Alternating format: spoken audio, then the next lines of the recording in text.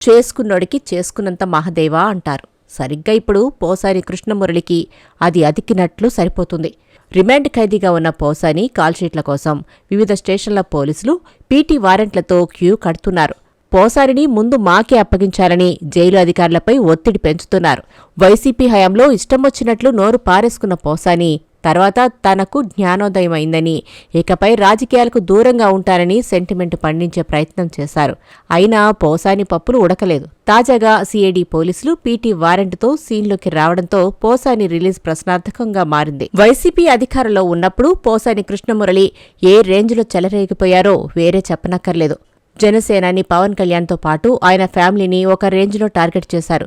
సినిమాల్లో double meaning డైలాగులతో popular అయిన పోసాని పాలిటిక్స్లో డైరెక్ట్గా బూతు ప్రయోగంతో అసహ్యమైన ట్రెండ్కు తెరలేపారు. తన నోటి దూకుడుతో పవన్, ఆయన భార్య, పిల్లలు, ఇతర కుటుంబ సభ్యుల గురించి ఇష్టం వచ్చినట్లు మాట్లాడారు.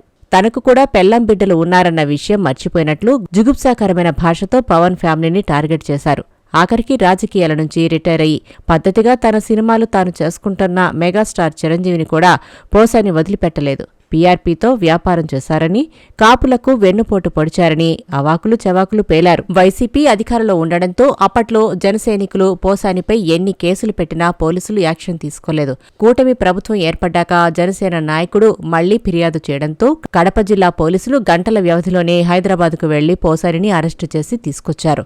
వైసీపీ గద్దె దిగాక కూడా కొంతకాలం పోసాని తన నోటికి పని చెప్తూనే వచ్చారు. టీటీడీ చైర్మన్ బీఆర్ నాయుడుతో పాటు ముఖ్యమంత్రిపైన తన స్టైల్లో నోరు పారేసుకున్నారు.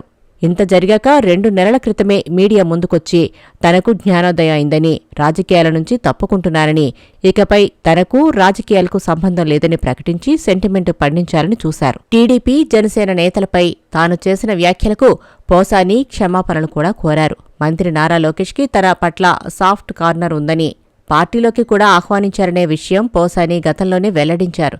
ఆ క్రమంలో పోసాని క్షమాపణలు కోరడంతో ఆయన ఆరోగ్య రీత్యా కేసు విషయంలో Nara Lokesh wait and see policy అవలంబిస్తున్నారనే ప్రచారం జరిగింది.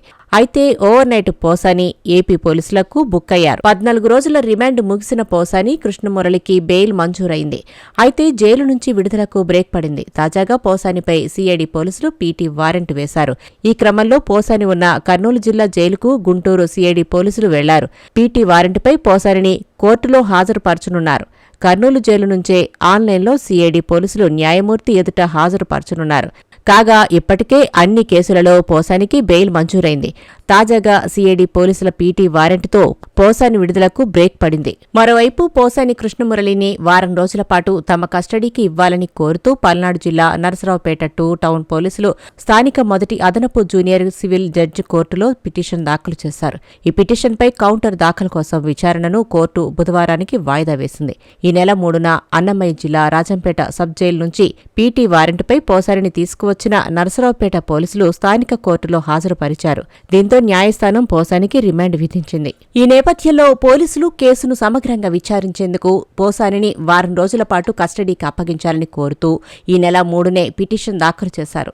ఇరుపక్షాల వాదనలను విన్న న్యాయస్థానం 2 రోజుల పాటు పోసానిని నరసరావుపేట 2 టౌన్ పోలీసులు కస్టడీకి అనుమతించింది. అయితే ఆ 2 రోజుల్లో విజయవాడ, భవానీపురం పోలీసులు పోసానిని పీటీ వారెంట్పై తీసుకువెళ్లడంతో పోలీస్ కస్టడీకి తీసుకోవడం సాధ్యపడలేదు.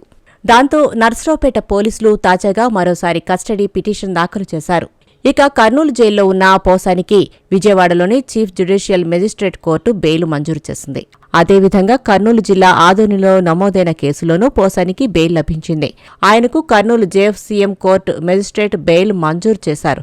మార్చి 5వ తేదీ నుంచి పోసాని కర్నూలు జైల్లో ఉన్నారు. గత వైసీపీ ప్రభుత్వం పోసాని కృష్ణమురళిని Andhra Pradesh state film, television and theatre development corporation limited chairman గా నియమించింది. ఆ క్రమంలో నాటి ప్రతిపక్ష నేత, టీడీపీ జాతీయ అధ్యక్షుడు నారా చంద్రబాబు నాయుడు, టీడీపీ జాతీయ ప్రధాన కార్యదర్శి నారా లోకేష్, జనసేన పార్టీ అధినేత పవన్ కళ్యాణ్పై తీవ్ర అభ్యంతరకర భాషతో విరుచుకుపడ్డారు.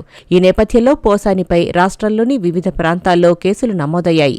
ఆ క్రమంలో గత నెలాఖరులో హైదరాబాద్ గచ్చిబౌలిలోని పోసానిని ఆయన నివాసంలో ఏపీ పోలీసులు అరెస్టు చేశారు. అనంతరం ఏపీకి తరలించారు. రాష్ట్ర వ్యాప్తంగా పలు కేసులు నమోదు కావడంతో ఒకే కేసులో పోసానికి బెయిల్ మంజూరైతే మరో కేసులో ఆయన అరెస్ట్ అవుతూ వచ్చారు. ఇప్పుడు అన్ని కేసుల్లో బెయిల్ వచ్చిందనుకుంటే సిఐడి పోలీసుల పీటీ వారెంట్ వేయడంతో పోసాని విడుదలకు మళ్లీ బ్రేక్ పడింది. అందుకే అంటారేమో చేసుకున్నోడికి చేసుకున్నంత మహదేవా అని.